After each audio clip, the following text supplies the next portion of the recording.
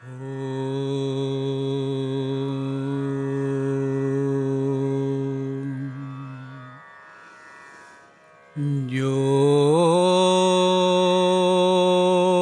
ब्रह्माणं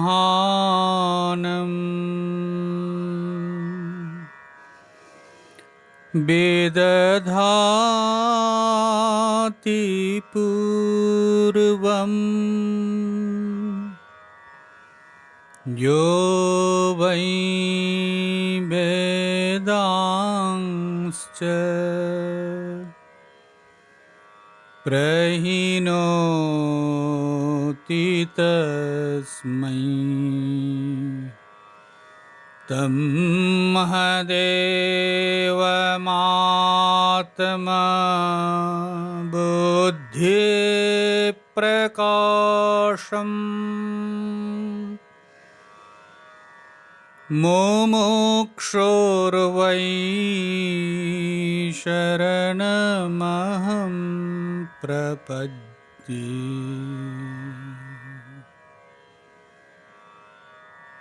ॐ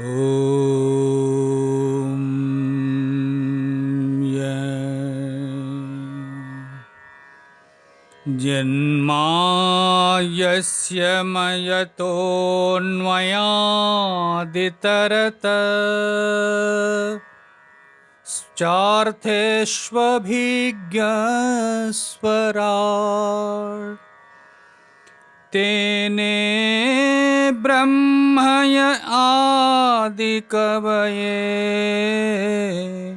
मुह्यन्ति यत्सूरय तेजो वारिमृदां यथा विनिमयो यत्र त्रिसर्गो मृषा धाम्ना स्वेन सदा निरस्तकुहकं सत्यं परं धीमहि सच्चिदानन्दरूपाय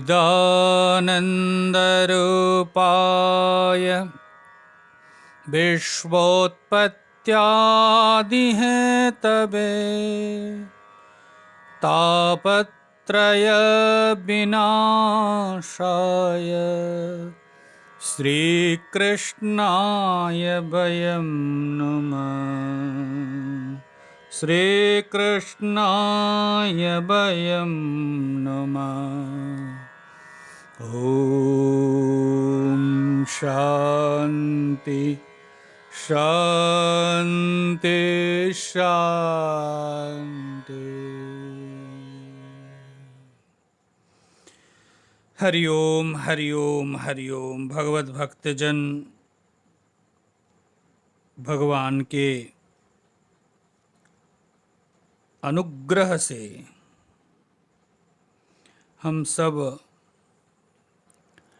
श्रीमद् भागवत के अंतर्गत भगवान कपिल और देवहूति के संवाद को श्रवण कर रहे हैं, जो कि कपिल गीता के नाम से भी प्रख्यात है। भगवत भक्तजन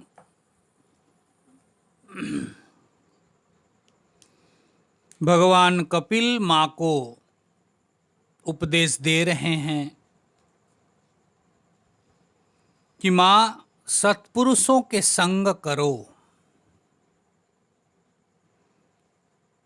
भगवत भक्तजन यह बारंबार हम लोगों को सुनना भी पड़ता है, आप सुनते भी होंगे। सत्संग के द्वारा ही मनुष्य के अंदर, हमारे अंदर विवेक ज्ञान का जागृत होता है। क्या अच्छा है, क्या बुरा है, संसार में संसार को लेकर के हम विचार करते ही हैं, परंतु उस अच्छे बुरे का दायरा यह संसार ही होता है। क्या खाना चाहिए, ये नहीं खाओ, ये शरीर के लिए हानि है तो वो खाओ। परंतु ये संसार, ये जगत और ये जगदीश्वर, इस जगत के अंदर एक जगदीश्वर है जो सत्य है, जो आपके हमारे आत्मा है, जो हमारे परम प्रियतम है, जो हमारे सुख दुख में खड़े हैं, जो हमारे प्रत्येक जरूरत को देते हैं, जो हमारे अनजाने में भी हमारे साथ रहते हैं, जन्म के पहले से जिन्होंने सारी व्यवस्था प्रबंधन किया है, आने वाले दिन में भी वही करने वाले हैं, करते हैं, आज भी वही किया। वो जो परमात्मा, उनके साथ उनके परिचय सत्संग के अलावा कहां आपको मिल सकता है। इसीलिए भगवत भक्तजन भगवान कपिल मां को कहते, मां श्रेष्ठ पुरुषों का संग करो। जागतिक प्राकृत सांसारिक लोगों के विषय वासना वासित व्यक्तियों के संग करोगे तो विषय की ही वासना संस्कार पड़ता रहेगा। वैराग्य युक्त भक्त प्रभु प्रेमी संतों का संग करोगे तो प्रभु प्रेम हृदय में प्रतिष्ठित होगा। संसार से वैराग्य पाने की एक चेष्टा, एक ललक जागृत हो सकता है। इसलिए मां सत्पुरुषों का संग करो और मिथ्या जो अभिमान मान करके हम बैठे हैं, इस अभिमान को त्याग करो। सत्पुरुषों का संग करो और महापुरुषों का संग के साथ साथ अपने अभिमान को विसर्जित करो, त्याग करो। इसी से मनुष्य का हृदय शुद्ध होता है मां। और इतने करने के बाद जब श्रवण होगा, भागवती कथा का श्रवण करोगे तो हृदय में भक्ति भाव का जागरण होगा। इसीलिए भगवत भक्तजन, भागवत की बात विलक्षण है।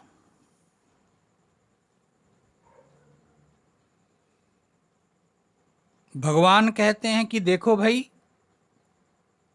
सभी प्राणियों के आत्मा के रूप में मैं ही बैठा हूं। कल हम लोगों ने श्रवण किया,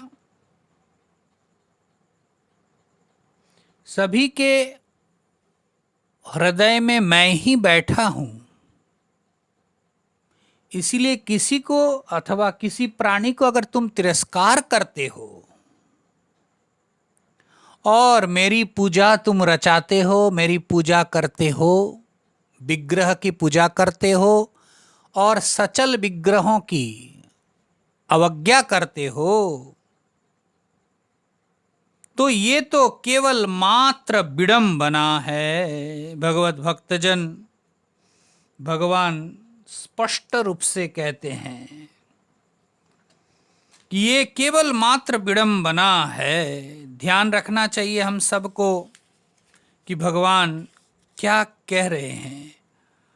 अहम सर्वेषु भूतेषु भूतात्मावस्थितः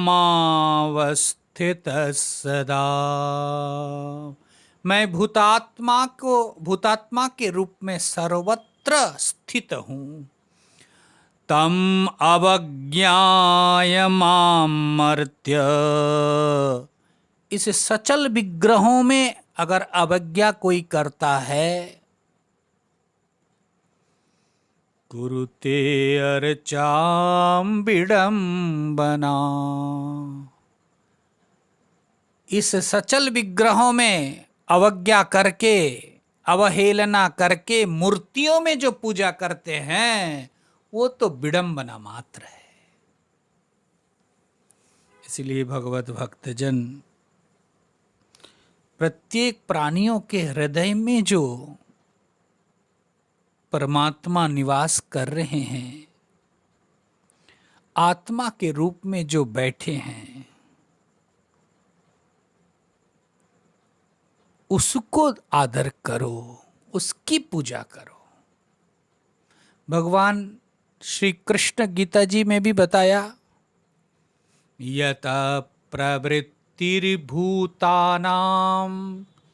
येन सर्वमिदं ततं स्वकर्मणा त्वमभ्यर्च सिद्धिं विन्दति मानव। जिससे सभी प्राणियों की उत्पत्ति है।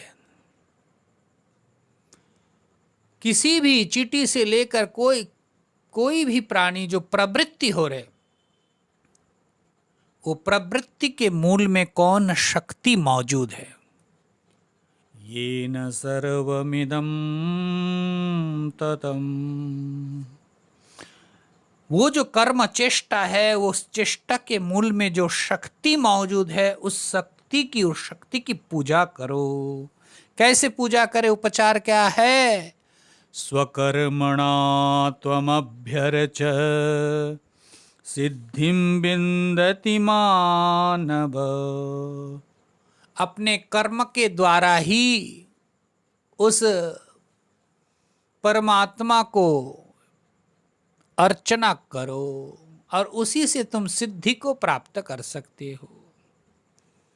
इसलिए भगवत भक्तजन, प्रत्येक के हृदय में, चाहे चींटी हो, चाहे जंतु हो, चाहे जीव हो, मनुष्य हो, प्रत्येक की जो चेष्टा है, हलचल है, उसके मूल में कौन है भाई? उस चैतन्य शक्ति, वो कॉन्शियसनेस, वो कृष्ण, वही तो है। दृष्टि कितना स्वच्छ हो जाते हैं। इसीलिए भगवत भक्तजन, भागवत के भगवान कपिल के इस आदेश को जरूर ध्यान में रखना चाहिए कि यदि भूतात्मा के रूप में निवासी घटघटवासी उनको अवज्ञा करके मूर्ति में अर्चा करते हैं, वो विडंबना मात्र है। हवन करने बैठे हैं, जब तक अग्नि प्रज्वलित है उसमें आप घृत आहुति दो तो अग्नि और प्रकट होगा, प्रज्वलित होगा। परंतु अग्नि अगर शांत हो जाए, निर्वापित हो जाए, भस्म हो जाए, उसमें घी डालो तो अग्नि और प्रकट नहीं हो सकती। इसी प्रकार जो सचल में अवज्ञा करते हैं परमात्मा को और अचल में बड़ा भक्ति लगाता है, भक्ति जगता है, भक्ति जगी, तो महाराज विडंबना मात्र। ध्यान देना चाहिए, प्रत्येक के अंदर वो परमात्मा है। मैं आज वही विचार कर रहा था, कितनी स्वच्छता, कितनी दृष्टि की निर्मलता है कि प्रत्येक के अंदर मैं उनको देख रहा हूं। अधिकतर समय अज्ञान के कारण हम अन्य को मूल्य ही देना नहीं चाहते।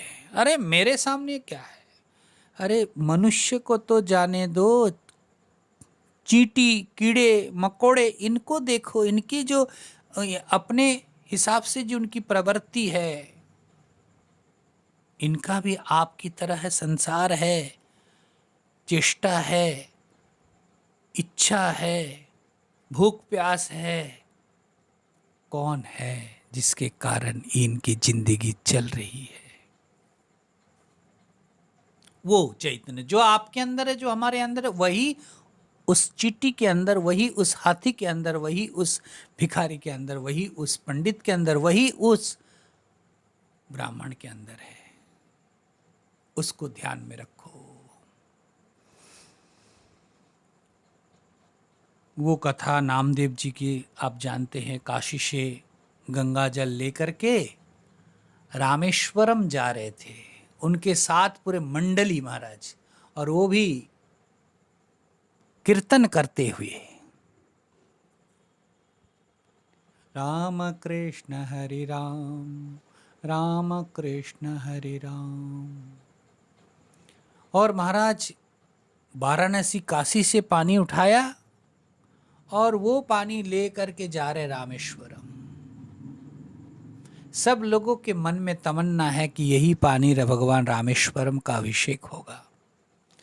परंतु मंदिर पहुंचने के कुछ देर पहले ही रास्ते में एक गधा पड़ा था और छटपटा रहा था प्यास के कारण। संगत में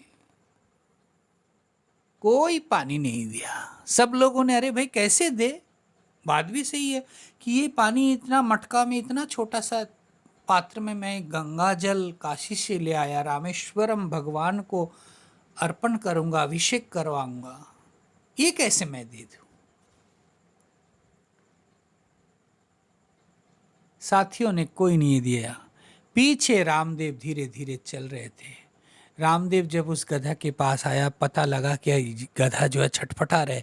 रामदेव जी देखते हैं, अरे नामदेव देख रहे हैं, ओह प्यास से तड़प रहे हैं। नामदेव अपने छोटे से मटके में पानी उसको उठाया, लोटा, और वो पानी, जितने पानी वो भगवान रामेश्वरम को स्मरण करके उस गधे को पिला दिए। सब लोगों ने चित्कार किया, हाय क्या कर रहे हो, पागल हो गए हो। नामदेव ने भगवान रामेश्वरम को शरण किया और उस गधे के मुंह में, प्यासे के मुंह में पानी डाल दिया। भगवान रामेश्वरम वहीं प्रकट हो गए।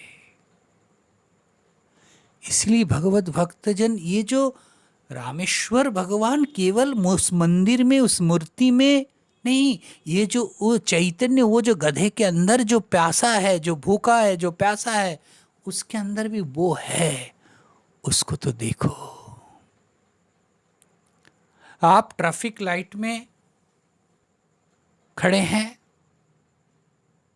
और आपके सामने आकर के कोई शीशे को टक टक टक टक आवाज किया।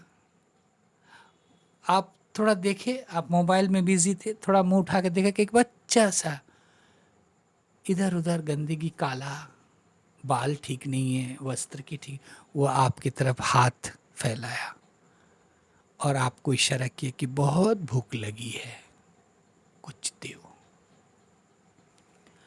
तो आप देखते हैं कि क्या दूं, तो आप देखते हैं कि आपके पास बैग में बिस्किट है, तो आप तुरंत शीशा को उतारे, क्योंकि ट्रैफिक लाइट में खड़े हैं, अभी कब सिग्नल चालू हो जाएगा। शीशे को उतारे और आपने बिस्किट का पैकेट निकाल कर उनको दिया, छोटा सा बिस्किट का पैकेट। वो बालक उस बिस्किट को पैकेट हाथ में लेकर के इतना प्रसन्न हुए, क्योंकि सचमुच उनके उसको भूख लगी थी, और आपकी ओर देख करके हंसा, मुस्कुराया। बताइए आपको क्या फील होगा, कैसा लगेगा? मुझे तो लगता है भगवान के 16 उपचार से, उपचारों के द्वारा आप सामग्री तैयार करके भगवान के पास बैठे बैठे आनंद होगा, परंतु वो जो बालक के चेहरे में जो मुस्कान है, उनके भूख में जो आपने थोड़ा 4 बिस्किट दे पाए हैं, इसके तजन्य जो उसके अंदर एक आनंद है, वो तृप्ति, उसको देख करके आपके मन में जो प्रसन्नता है, वो उस 16 प्रचार के आयोजन से भी नहीं मिल सकता है। इसीलिए देखिए, भागवत की कथा है, अगर ऐसे कोई करता है तो वो मेरे ही अर्चना करते हैं। इसीलिए भगवत भक्तजन, भगवान की आराधना को अगर सच्चे अर्थ में आप करना चाहते तो प्रत्येक के अंदर मौजूद उस परब्रह्म परमात्मा को, आपके भगवान को देखो। इसीलिए भगवत भक्तजन ध्यान रखना चाहिए, किसी को भी अगर कष्ट दे रहे हैं तो वो भी ईश्वर को ही मिल रहा है। किसी के प्रति अगर द्वेष है तो वो द्वेष के कारण ही आप कष्ट पा रहे हैं। यहां लिखते किसी के प्रति आपके द्वेष है, चाहे मच्छर हो, बिच्छू हो, चींटी हो, सांप हो, किसी के प्रति भी आपका द्वेष है तो वो द्वेष कहां रहेगा? आपके हृदय में। आपके पास ना द्वेष है चींटी के लिए, सांप के लिए, अन्य के लिए। वो महाराज आप जिससे द्वेष कर रहे उसके हृदय में नहीं रहेगा। आपसे मैं द्वेष करता हूं, द्वेष करता हूं, तो ये द्वेष कहां रहेगा? आपके पास रहेगा कि मेरे पास रहेगा? मैं जब कर रहा हूं मेरे हृदय में रहेगा। तो भाई वो जो द्वेष रहेगा तो वो आपके हृदय में अथवा बिच्छू के हृदय में नहीं, वो तो हमारे हृदय में रहेगा।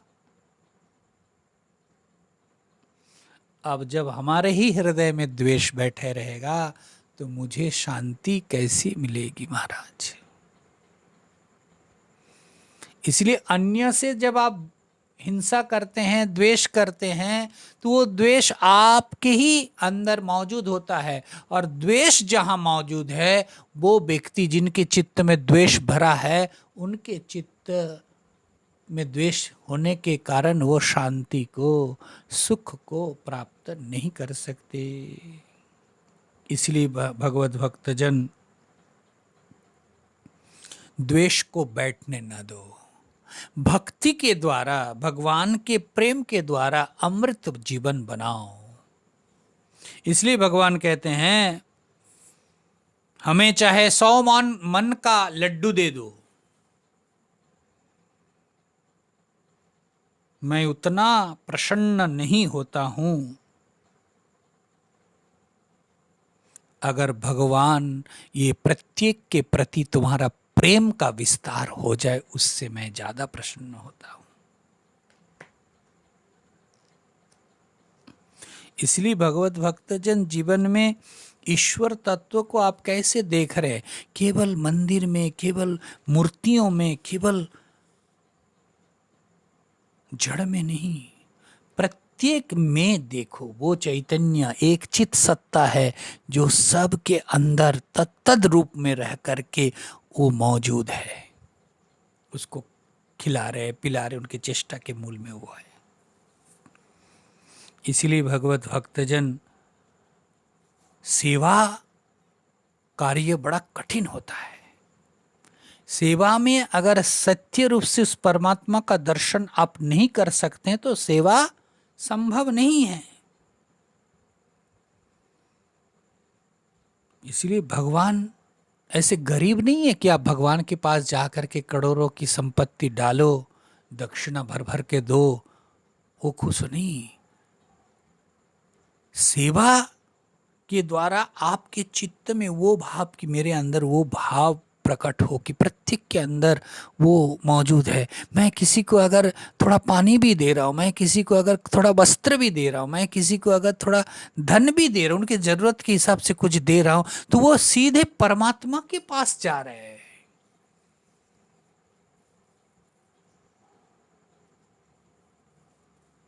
ये भी करो, वो भी करो, मूर्ति में भी पूजा करो, और आपको मन में ये भी रखा कि यही मूर्ति वहाँ भी है, चल रहे, बोल रहे, देख रहे, खा रहे, पी रहे, उनको भी थोड़ा ख्याल करो। इसलिए भगवान कपिल कहते हैं, मां तिरस्कार किसी को न करो, तिरस्कार की भावना किसी के प्रति न रखो। जितना जितना हमारे चित्त में अभिमान का भाव बढ़ता है, अभिमान होता है, उतना ही तिरस्कार हमारे आचरण के द्वारा, हमारे शब्दों में, हमारे बॉडी लैंग्वेज में व्यक्त होता है। इसलिए तिरस्कार आप किसको कर रहे हैं? सामने जो देख रहे हैं, आपके सेवक के रूप में मौजूद है, गरीब है, लाचार है, शायद परिस्थिति परवश होकर के आपके अधीन है, उसको नहीं, उसके अंदर उस अंतर्यामी को देखो। जो आपके अंदर है वो भी वो उन्हीं के अंदर वो ही है। बाहरी ऊपर से आप कुछ भी आवरण को देखो, उससे मतलब नहीं, परंतु उसके अंदर जो भूख प्यास जो आपको अच्छा लगता है वो भी उनके अंदर मौजूद है। उस पर ब्रह्म परमात्मा को देखो। कौन है? तिरस्कार आप किसको कर रहे हैं? तिरस्कार किसी को ना करो। माँ को भगवान कपिल कह रहे हैं। इसलिए माँ, एक जगह तो तुम मेरे पूजा करती हो और एक जगह मेरे अपमान करती हो, अवज्ञा करती हो, ऐसे तो मैं पूजा ग्रहण नहीं कर सकता हूं। इसीलिए मनुष्यों के मूर्ति की पूजा तभी तक सफल, तभी तक करना चाहिए जब तक इस सचल विग्रहों में सर्वत्र उस ईश्वर दर्शन ना कर सके। अर्थात प्रतिदिन आप मंदिर जाइए, मंदिर में दर्शन कीजिए, आपके गृह देवालय में भगवान का पूजन कीजिए, परंतु आपका अभ्यास हो कि मैं सर्वत्र उस पर ब्रह्म परमा, मेरे ही इष्ट सर्वत्र मौजूद है। मैं किसी को अगर पूजा करके प्रसाद दे रहा हूं तो बस वो प्रसाद भी मैं किसको दे? मेरे ही आराध्य को दे रहा हूं। किसी भूखे को, किसी प्यासे को, किसी जरूरतमंदों को अगर कुछ आप दे रहे हैं तो आप ऐसा ना करो, एहसान नहीं कि मैं उनके ऊपर एहसान किया, मैं उनके उपकार के नहीं, मेरे भगवान ने मेरे को कृपा की कि एक उनके विग्रह को मैंने कुछ कर पाया, दे पाया। ये उनकी तरफ से एक अनुग्रह है। इसलिए भगवत भक्तजन भगवान कपिल माँ को कहते, माँ तिरस्कार किसी को ना करो।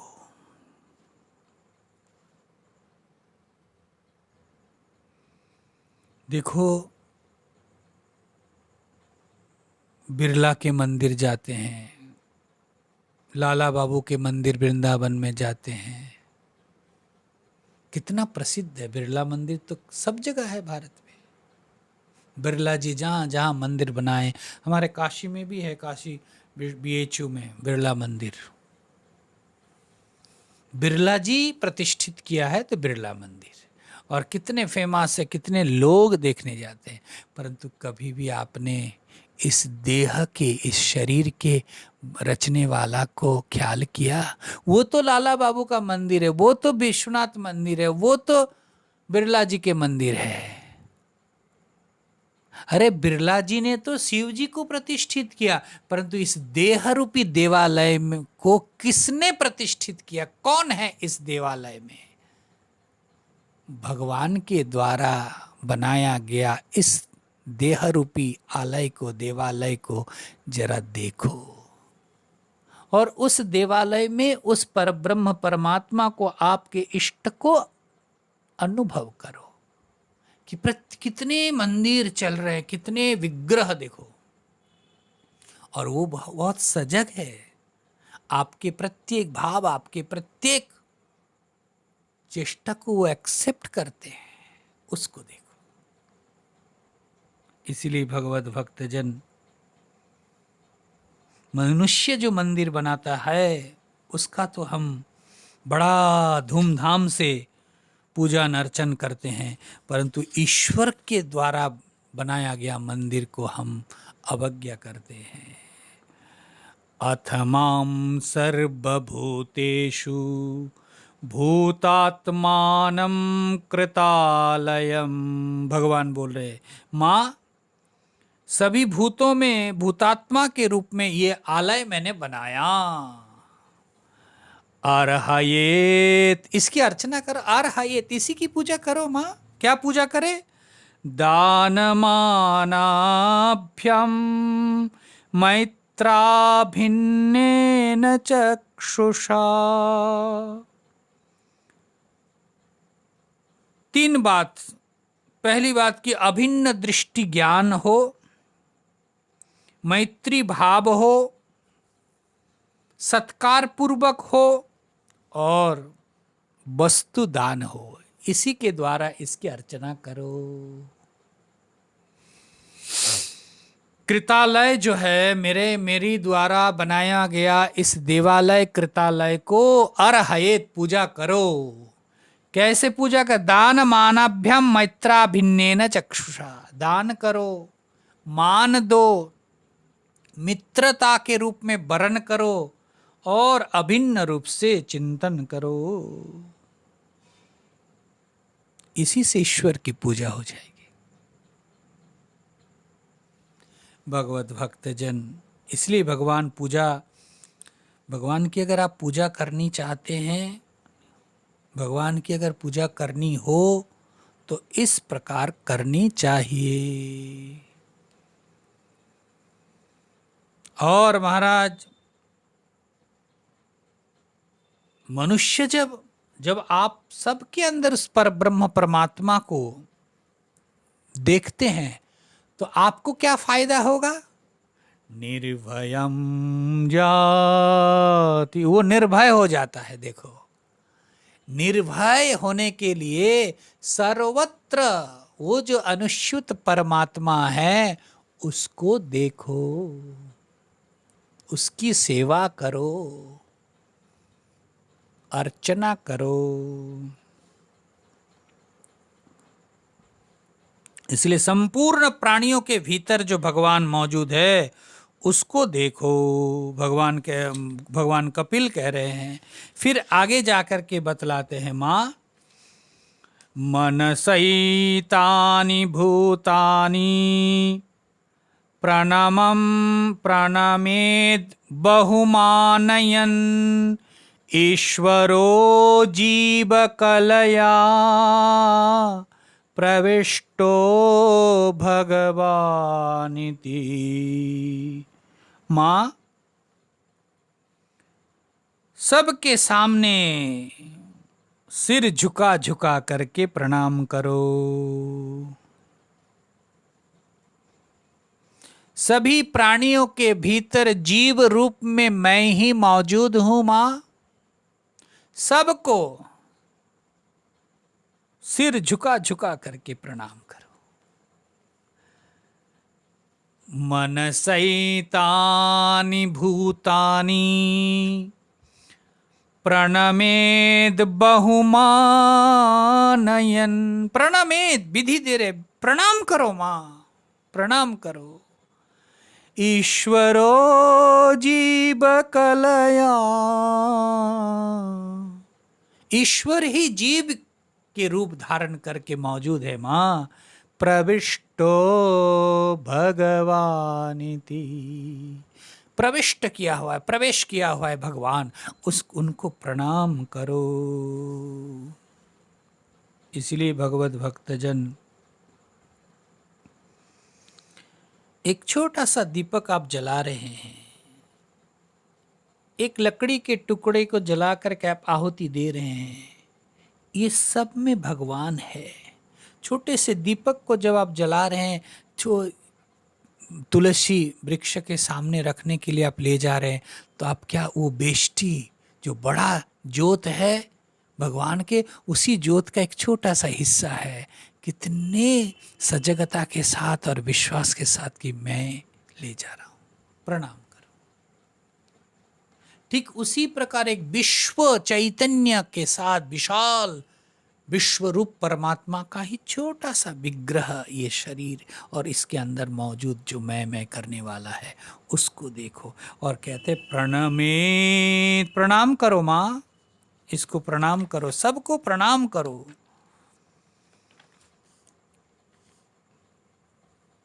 इसलिए प्रणमेत, प्रणाम भी कैसे करे? प्रणाम तो महाराज भागवत में आया है, दंडवत प्रणाम करो।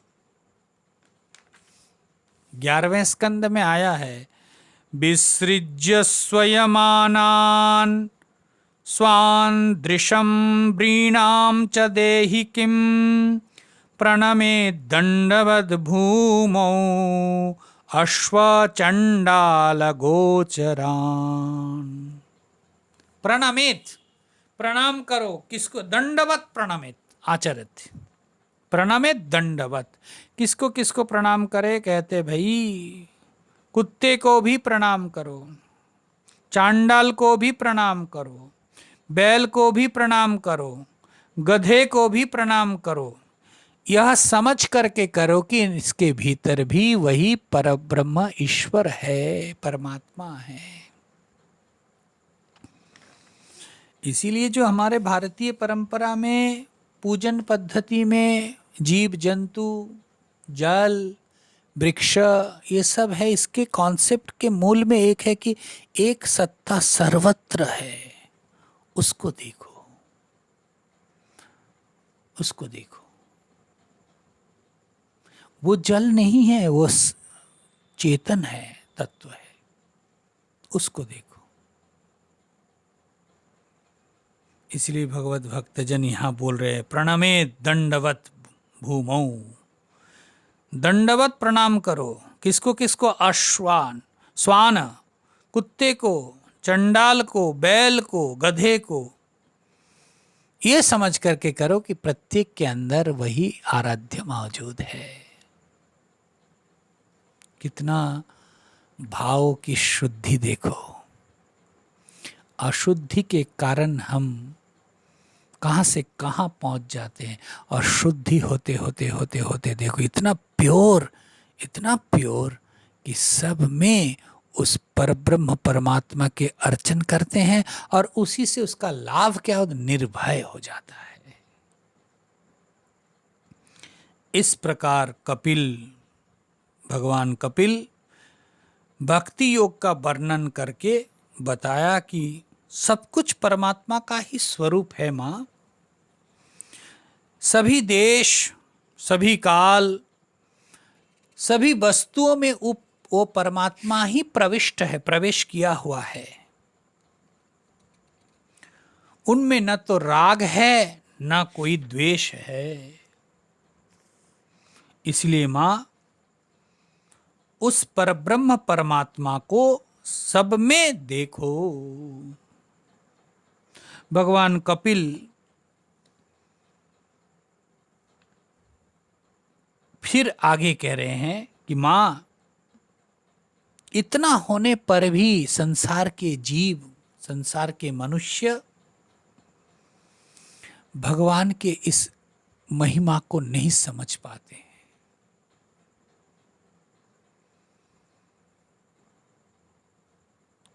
हम सब देखते हैं, देखिए हवा बादल को उड़ा करके ले जा रहे हैं। हम कहते भी हैं कि हवा ने बादल को उड़ा लिया, परंतु हवा के अंदर जो वो शक्ति है, उस शक्ति को आपने कभी ख्याल किया? उसी प्रकार प्रत्येक चेष्टा को हम देखते हैं, ये किया, वो किया, वो किया, परंतु उसके अंदर भी वो एक शक्ति मौजूद है जो हमारे अंदर है। उसको आप देख पाए? हम तो केवल वस्तुओं को संग्रह करते हैं और सुख के पीछे, सुख को पाने के लिए केवल भटकते हैं। परंतु अमुक वस्तु मिल जाए तो सुखी हो जाऊंगा, अमुक वस्तु मिल जाए तो सुखी हो जाऊंगा। नारायण, सुख न तो धन में है, सुख ना तो सम्मान में है, सुख ना तो मकान में है, और सुख ना तो पुत्र पौत्र आदि में है। सुख तो सुख स्वरूप परमात्मा आपके हृदय में है। और जितना जितना मनुष्य उस परमात्मा के सन्निकट पहुंचते हैं, उतना ही वो परम शांति, परम आनंद का अनुभव करते हैं। इस प्रकार से मनुष्य जिसके लिए शोक करता है, भगवान उसको धून देते हैं, धो देते हैं। क्या लिखते हैं देखिए, मनुष्य परिश्रम करके संसार में सुख पाने के लिए क्या क्या करते हैं, परंतु मनुष्य को पता ही नहीं कि सब के मूल में वो ईश्वर है, परमात्मा है। यम यम अर्थम उपादत्ते दुखेन सुख हेतवे तम तम धुनोति भगवान पुमांजोच्छति यत्कृते। यम यम अर्थम उपादत्ते, जिस जिस विषय को बड़ा ही परिश्रम करके वो संग्रह करता है मनुष्य, और बड़ा दुख उठाता है, वो सुख पाने के लिए बड़ा ही दुख मोल लेता है, और महाराज उसको वो प्राप्त भी कर लेते, परंतु तम तम धुनोति भगवान, और वही सब महाराज भगवान सब ले लेते हैं विषयों को। धुनोति मतलब ध्वंस कर देते। आपने जितना कुछ संग्रह किया, इकट्ठा किया, यही मन की इच्छा कि सुखी रहूंगा, सुखी होऊंगा, परंतु भगवान अगर नहीं चाहा तो उसको आप रख नहीं सकते। ऐसा एक चीज आपके पास है जो रह गया हो, धन भी नहीं रहेगा, जन भी नहीं रहेगा, बल भी नहीं रहेगा। महाराज भागवत में कह रहे हैं तम तम धुनोति भगवान पुमान जोच्छति यत् कृते। इसलिए जब वो चला जाता है, खत्म हो जाता है, तो वो पुनः वो शोक में संतप्त हो जाता है। इसीलिए मां इतना ध्यान रखना। देखिए ना, शोक करना क्यों करते हैं? क्योंकि अपना मान बैठा है और भगवान उसको ले लेते हैं, तो शोक में हम डूब जाते हैं। अगर इतना ख्याल हो कि मरने वाले को कि यह शरीर ना जाएगा, तो वो उतना नहीं चिपकेगा। और खास करके आजकल इस 2020 में तो हम लोग बहुत ही सजगता के साथ अनुभव किए हैं। ये जो कोविड-19 का प्रकोप अभी भी है, लगभग 8-9 महीना होने जा रहे हैं, आने वाले कुछ महीना और चलेगा। कितने राजा, फकीर, उजीर सब गए महाराज। कोई धन, कोई वैभव, कोई पैसा किसी को रोक नहीं पाया। अगर जिसको जाना है वो तो महाराज गया। झोपड़ी वाले में भी गया, झोपड़ी में भी, और राजघराने में भी गया। इसीलिए भगवत भक्तजन, ये जो तम तम धुनोति, अगर बहुत ज्यादा आप संसार के विषयों को, व्यक्तियों को, वस्तु को पकड़ करके सुखी होना चाहते हैं, तो भगवान उसको खत्म कर देते हैं। इसलिए बहुत ज्यादा लगाव नहीं, प्रायोरिटी नहीं। हाँ, जितने दिन है, जितने दिन रहेगा रहेगा, परंतु वो जाने वाला है, इतना अगर निश्चय हो जाए। मैं इस शरीर को लेकर कितना चेष्टा कर रहा हूं, लेकिन शरीर भी जाने वाला है। यद्ध्रुवस्य देहस्य सानुबंधस्य दुर्मति ध्रुवानी मन्यते मोहात् गृह क्षेत्र वसूनि च। हिमा यद्ध्रुवानी देहस्य, जो अध्रुव है, जो नहीं रहने वाला है, उसी को लेकर के सब महाराज पड़े हैं, और उसी में मोहग्रस्त होकर के उस अंधकार में वो पड़ा रहता है। और इसी अंधकार, इस मोह के कारण ही जंतर वै भव एतस्मिन् याम याम योनिम अनुब्रजेत। और इसीलिए संसार में जीव जो है, जिस जिस योनि में वो घूमता है, भ्रमण करता है, उस जगह पर वो मग्न हो जाता है, वहीं घर बसा लेता है, वहीं मैं मेरा तय तू तेरा ऐसा होने लगता है, मेरा तेरा। आप क्या समझते हैं कि आपके परिवार में आप ही मैं मेरा करते हैं? वो सुअर जो है ना, जिसके इतने सारे बच्चे हैं को लेकर घूम, वो भी उनके अंदर भी बड़ा अहंकार है, मेरा परिवार, मैं भी कुलीन हूं, मैं भी कुछ कर सकता हूं। तो उसमें भी देखो वही मोह है, पुत्र संतान के प्रति वही चाह है, वही लगाव है, और आपके अंदर भी वही लगाव, वही चाह, वही ममता है। दुखी होना ही पड़ेगा। इसीलिए मां, और बार बार जोनि ब्रजाम में हम बार बार इस मृत्यु संसार में आना पड़ता है। इसीलिए मां, सत्संग रहितो मर्त्यो वृद्ध सेवा परिच्युत माम अनाराध्य दुखारत कुटुंबासक्त मानस। मां, इसीलिए वो ममतासक्त जीव नरक में जाता है, पुनः संसार में आते हैं। लेकिन अगर सत्संग मनुष्य के पास हो, सत्संग, तो उससे वो बच सकता है। और जिनके जीवन में सत्संग नहीं है, वृद्धों के प्रति आदर भाव नहीं है, और महाराज मेरे अर्चना पूजा नहीं करते हैं, वो दुख संसार में डूबा हुआ रहता है। और महाराज कुटुंब में, सगे संबंधियों में आसक्त चित्त होकर के मृत्यु के कराल गाल में प्रवेश करता है।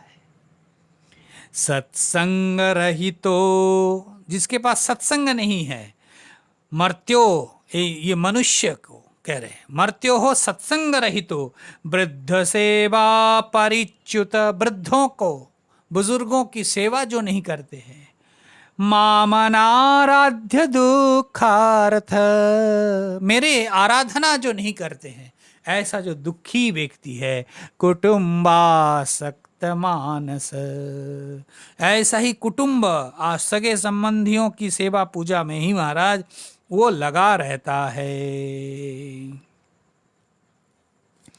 ध्यान से सुनना चाहिए भैया, हम क्या कर रहे हैं, कहाँ हमारी गति होने वाला है। गृहेषु कूटधर्मेषु दुःखतन्त्रेष्वतन्त्रितः कुर्वन्तु दुःखप्रतीकारं सुखवन्मन्यते गृही। कहते देखो, ये गृहस्थ लोग जो है मां, कूटधर्मी हो जाते हैं। अर्थात कूटधर्मी मतलब देखो कितनी प्रैक्टिकल बात है। कहते पत्नी की बात मां से नहीं कह सकते, मां की बात पत्नी से नहीं कह सकते, बेटे की बात भाई से नहीं कह सकते, भाई की बात बेटों से नहीं कह सकते। कैसे कूट धर्म कैसे चलाते हैं। और महाराज इसके कारण क्या है, दुखे सुतंत्रे तंत्रित, अनेक प्रकार के दुख। देखो घर में आए हैं, कोई बंदा आकर के बस पत्नी की शिकायत कि माँ ने ये किया, माँ ने ये किया, आपके मम्मी ने ये किया, आपके माँ, ठीक है। सज्जन अगर सजग है, माँ को कुछ नहीं बोलेगा, माँ है मेरी। पत्नी को भी कुछ नहीं बोलेगी ना, पत्नी है। माँ ने, माँ के पास गए, माँ ठीक हो, माँ दो चार बात सुना दिए पत्नी के बारे में, बहू के बारे में। अब ये बात ले जा करके पत्नी को नहीं कह सकते, फिर तो लड़ाई। इसीलिए कह कूट धर्मा, कैसे बैलेंस करके। इतने होने पर भी महाराज दुख तंत्रेष्वतंत्रित, फिर भी वो दुख में ही पड़ा रहता है। कितना भी कौशल करो, संसार में हो, संसार के व्यवहार में हो, तो दुख तो लेना ही पड़ेगा। दुखालयम अशाश्वतम, भगवान श्री कृष्ण का। ये दुखों का आलय है, सुख मिलेगा कहाँ? ये जो सुखी सुखी सुखी सुखी आप सोचे, ये आपकी भ्रम है और पर ब्रह्म के अनादर है। और इसीलिए कहते कुर्वन्तु दुख प्रतिकारम सुख मन्यते गृही। और वो चेष्टा करते रहते कि दुख को दूर कर दो, दुख दूर हो जाए और सुख पूर्वक मैं जीवित रहूं, आनंद से गृह में रहूं। ये कूट धर्म। अर्थैर्पादितैर्गुर्वा हिंसयेत् ततश्च तान् पुष्णाति येषां पोषणे शेषभुक् यत्यधः स्वयम्। अर्थैरापादितैर्गुर्वा,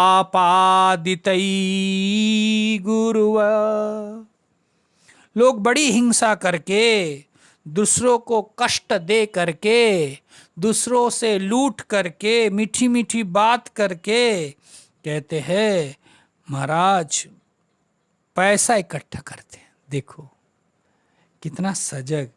अर्थैर आपादितैर्गुर्वा हिंसयेत् ततश्च तान् पुष्णाति येषां पोषणे शेषभुक् यात्यधः स्वयम्। ये जो हम पैसा इकट्ठा करते हैं, इसके लिए क्या क्या तरकीब करना पड़ता है। झूठ को सच, सच को झूठ, बात घुमा घुमा करके किसी भी तरह ऐंठ लेना। हाँ, अब देखो ये झूठ बोल करके सौदा तो कर लिया आपने, माल तो इकट्ठा कर लिया है, तो महाराज ये पैसा तो आपने इकट्ठा कर लिया, परंतु इस पैसा से तो महाराज पैसा रहेगा। अर्थ बोलते हैं ना, अर्थ शब्द का अर्थ है, क्या करते आप लोग? अर्थ्यते इति अर्थ, जिससे कुछ प्राप्त होता है, प्रार्थ्यते, जिससे कुछ मिलता है। परंतु और एक अर्थ है, अर्थ शब्द री धातु से बना। री धातु का अर्थ है जो चला जाएगा। अर्थते इति अर्थ, जिससे कुछ मिलेगा, और अर्थ में री धातु से बना, री धातु का अर्थ हो गया जो चला जाएगा। इसलिए महाराज उसका नाम अर्थ है जो चला जाएगा। आज तक अर्थ रहा नहीं, अर्थ का स्वरूप ही है चले जाना। इसलिए इसको आप कितना घर में संभाल के रखोगे, वो रहने वाला नहीं है। इतने होने पर भी महाराज मनुष्य के मन में वैराग्य नहीं जगता। तत्राप्य जात निर्वेदो म्रियमान स्वयंभूते जरयोत्पात्य वैराग्यम मरणाभिमुखो गृहे। वो मरण उन्मुख हो जाते हैं, वो गृह में पैसा नहीं रहता है, रहने वाला उनका स्वभाव नहीं है, कूट धर्म के द्वारा पैसा इकट्ठा करते हैं, सुखी होने के लिए सुख मिलता नहीं है। इतना होने पर भी इतना ताप को सहन कर लेते हैं, फिर भी वैराग्य नहीं होता है माँ। तत्राप्य जात निर्वेदो म्रियमान स्वयं व्रतै जरयोपात्त वैरूप्यो मरणाभिमुखो गृहे। धीरे धीरे धीरे धीरे वैराग्य तो होता नहीं, और महाराज धीरे धीरे वो मरण उन्मुख हो जाता है, मृत्यु की ओर पहुंचता है। इसलिए भगवत भक्तजन इतना देख करके लगता है कि अपना ही कथा जो है माँ को कैसे समझा रहे। मृत्यु के सन्मुख पहुंच जाते हैं, तो मृत्यु के सन्मुख पहुंच गए तब मरना ही है। कैसे मरेगा महाराज? मरोगे तो आप देखो क्या मरते समय क्या होता है, देख लो। इतना होने पर भी महाराज भगवान कपिल कह रहे माँ को, माँ संसार के प्रति आसक्ति जाती नहीं है। इतना घात प्रतिघात अपने कल्पना और हकीकत को देख करके, अनुभव करके भी मनुष्य के मन में वैराग्य उत्पन्न नहीं होता है। कैसे वो जीता है? अरे राम राम राम, सुन लो भाई, इसको मैं सोच रहा था आप लोगों को ना सुना, लेकिन सुन लीजिए। आस्ते अवमन्यतोप्यस्त गृहपाल इवाहरन् आमयाभ्य प्रदीप्ताग्निर अल्पाहारो अल्पचेष्टित। धीरे धीरे वो बुढ़ा हो जाता है महाराज, खकर खकर खकर खकर खांसी। और फिर क्या लिखते हैं देखो, थोड़ा ज़्यादा लिख दिया लगता है, आप लोग नाराज मत होना, होने पर भी सुनना पड़ेगा, कुछ नहीं, शास्त्र श्रवण कर रहे हैं।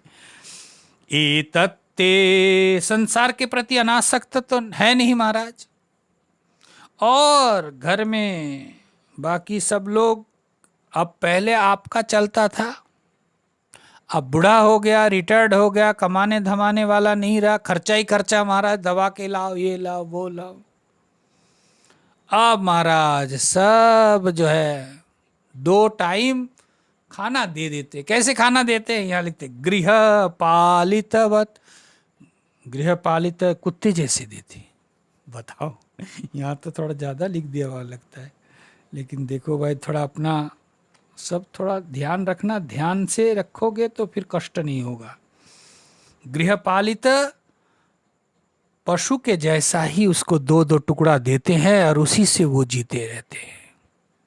और फिर भी महाराज तब भी वो वैराग्य नहीं आता, और क्या है, रोगग्रस्त हो जाता है। आमयाप्या प्रदीप्ताग्निर अल्पाहारो अल्पचेष्टित।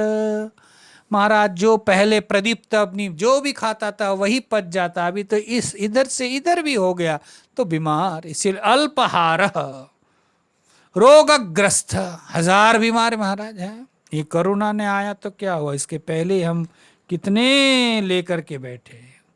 और अग्नि की मंदता के कारण पचता नहीं महाराज, कितना भी अनुकूल भोजन हो पचेगा नहीं बुढ़ापे का। और इसीलिए महाराज स्वल्प भोजन करते हैं, शक्ति क्षीण हो जाते हैं और मरणोन्मुख। अब बस उस समय अब तो भगवान बुला ले तो, अरे अबे आप भगवान बुला ले तो क्या होगा, पहले तो याद किया नहीं, अब भगवान बुलाएगा तो अपने हिसाब से ही बुलाएगा। आप भगवान बुला ले तो ठीक है। अब तक देखो हम लोग उधर भी कितना स्वार्थी है, जब तक हो सवास ठीक था, शक्ति सामर्थ्य कमाने धमाने वाला था, अपने ऑर्डर चलने वाला था, तब तक भगवान को ही हम टक्कर देने वाले थे।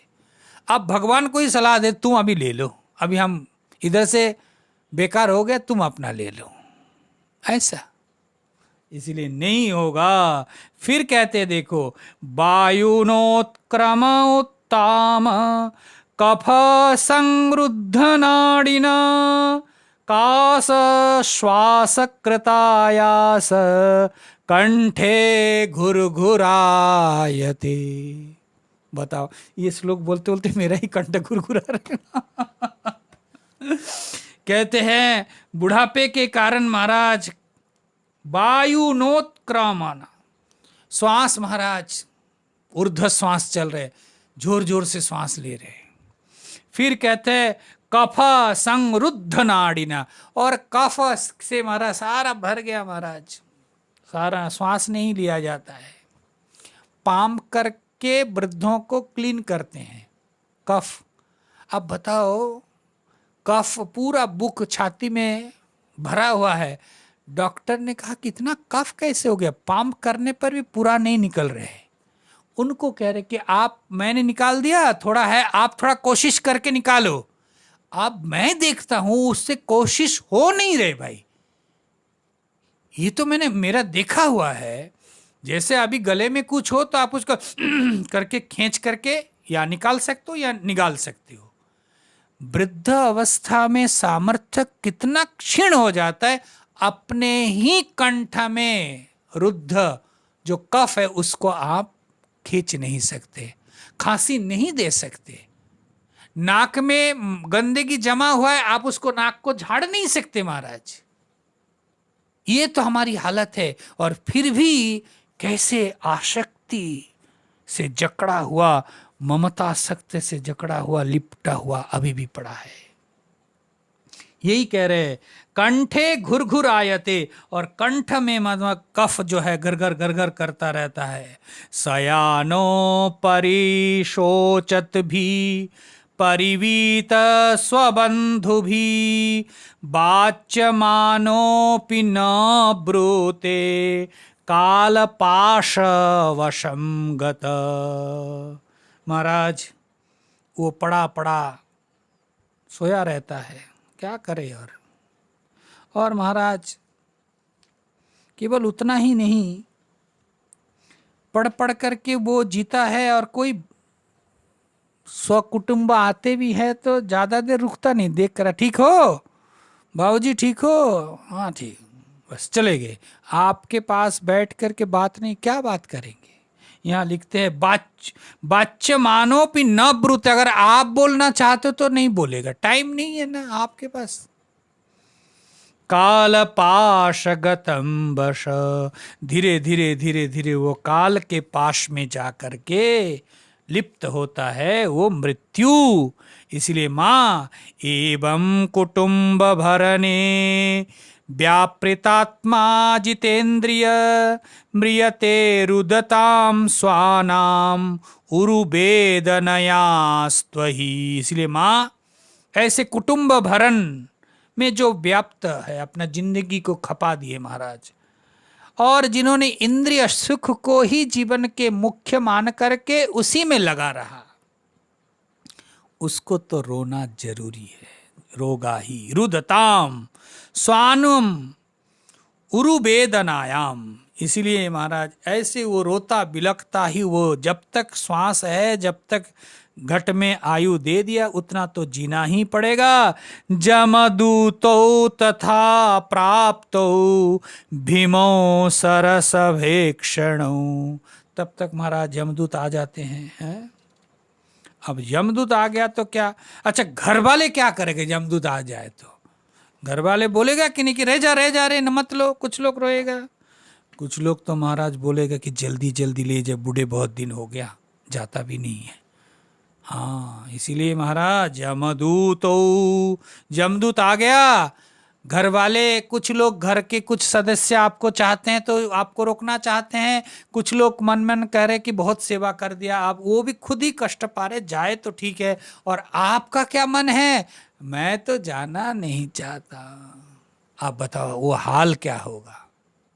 ऐसा होता है। इसलिए माँ जीवन में भगवान के शरण में जाओ और भगवान को आत्म रूप से जान करके उसकी भजन करो। ये है महाराज आज की कथा। भगवान से प्रार्थना करते हैं कि जीवन में एक वैराग्य हो और ईश्वर के प्रति हम अग्रसित हो सके। हरिओम तत्सत, हरिओम तत्सत। सच्चिदानंद भगवान की जय। सद्गुरुदेव भगवान की जय। ओम।